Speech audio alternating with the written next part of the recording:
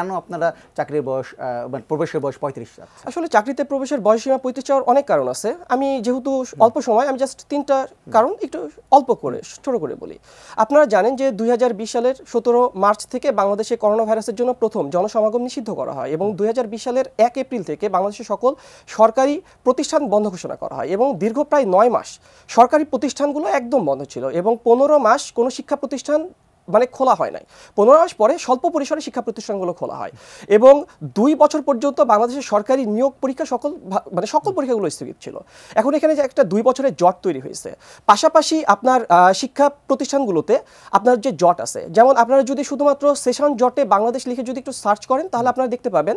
আমি আমার রাজশাহী ইউনিভার্সিটির কথা বলি। রাজশাহী ইউনিভার্সিটিতে 2021 সালেই আপনার হচ্ছে 61টা ডিপার্টমেন্টে 56টা ডিপার্টমেন্টে হচ্ছে আপনার জট ছিল।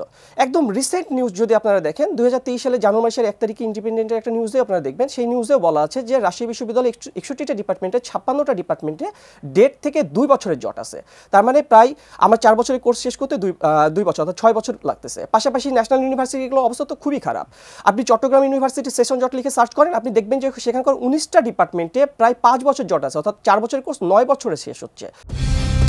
কালার এক্সপার্ট, জর্জ স্যাপ এবং মাইল্ড অন হ্যান্ডস টেকনোলজি সমৃদ্ধ অরিক্স ক্রিস্টাল ওয়াশ আপনার লন্ড্রি এক্সপার্ট।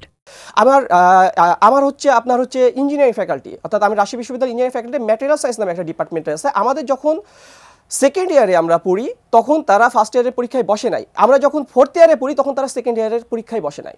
মানে এক একটা ডিপার্টমেন্ট ভিতরে কিন্তু জট আছে, কিন্তু যেহেতু আমরা আন্দোলন করলাম বৈষম্য বিরোধী আন্দোলন, তাহলে এই যে বৈষম্যটা আছে, অর্থাৎ দেখা গেল যে যেমন ধরেন বেসরকারিগুলো ওরা 4 বছর হয়তো শেষ করতে পারতেছে বা কিছু কিছু বিশ্ববিদ্যালয় 4 বছর শেষ করতে পারছে, কিন্তু সকল বিশ্ববিদ্যালয় তো পাচ্ছে না।